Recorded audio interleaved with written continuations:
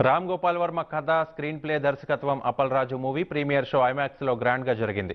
Congress MP Lagadapati Raj Gopal, Ram Gopal Varma, hero రానా, అల్లరి నరేష్, వరుణ్ సందేశ్, సునీల్, స్వాతి, పూరి జగన్నాథులతో పాటు మరికొందరు ప్రముఖులు ఈ ప్రీమియర్ షోకు హాజరయ్యారు. టాలీవుడ్ పై వర్మ తీసిన ఈ మూవీ ఆద్యంతం నవ్విస్తుందంటున్నారు. ఈ మూవీ ఇవాళ రిలీజ్ కానుంది. సినిమాలు తీసే రామ్ గోపాల్ వర్మ డైరెక్టరా కర్మ.